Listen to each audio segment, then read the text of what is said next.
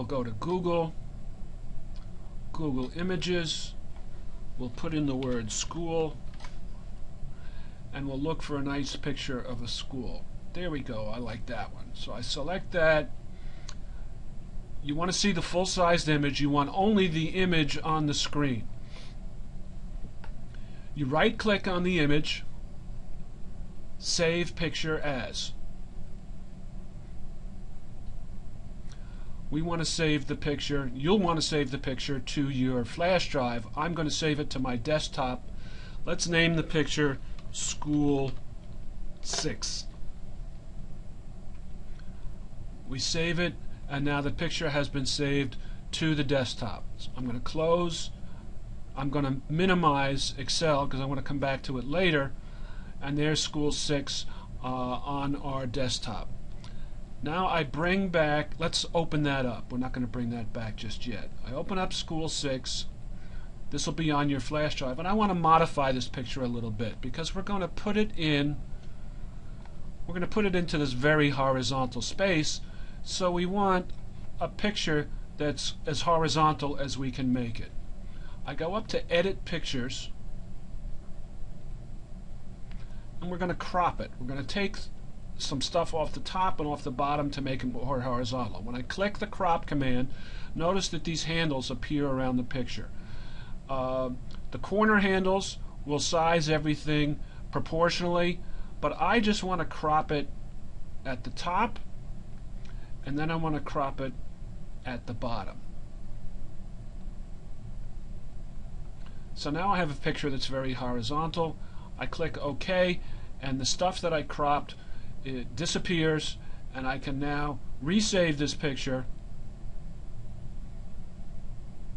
and it will be saved in this format. Now I can close this, bring my document back into view, click in the space, go up to Insert, Picture.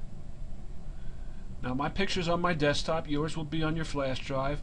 I named it School 6. There it is, School 6. I double click it. It appears in the space. I'll just make it as big as I can.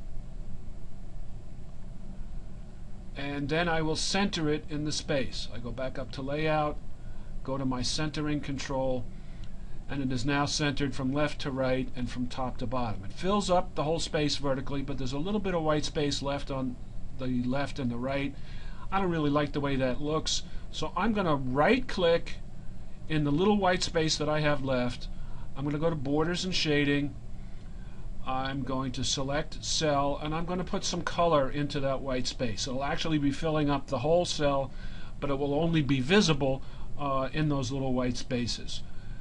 So I'm going to select this light color. I want it not to apply to the whole table, but just to this cell. I click OK, and now I have some color at the edges that makes this cell exactly the same size as that cell. Keeps everything neat and clean. Now we go down to the next cell. We want to put something appropriately inspirational in there. I'm going to use a different font. I'll go up here and I will select Freestyle Script.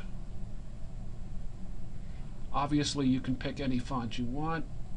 Scripts often show up smaller than they look. We've only just begun. Select this, center it again.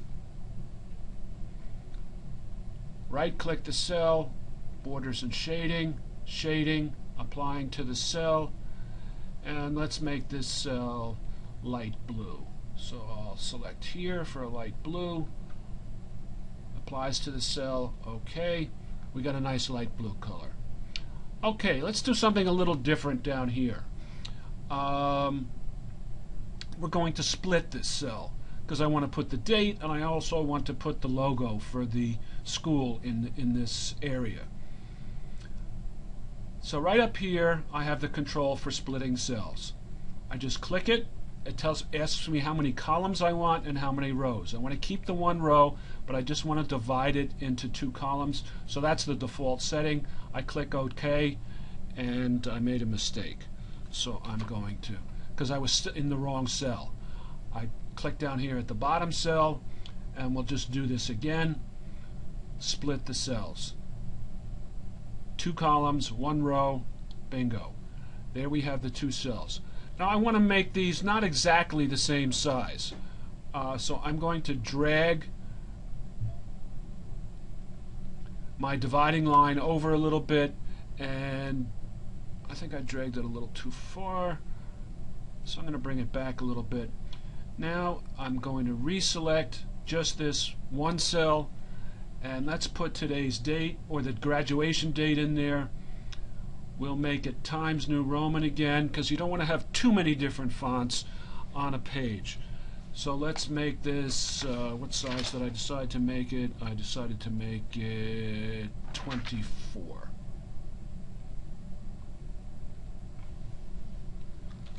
June 30th, 2011. Go up to my Layout tab, put it in the middle of the cell, and let's make this cell the same color as the one 2 above it, the one that contains the picture of the school. My date is centered in the box in the cell. Now I'm going to select a color to fill it with. I'm going to try to match the color that I used for the picture of the school. And I disappeared the selection there for some reason.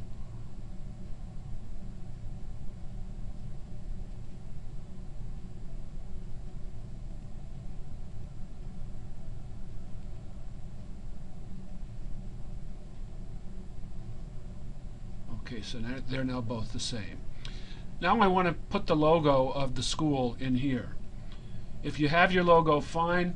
I'm going to have to go out on the net to get a logo. So I'm going to open up Explorer again.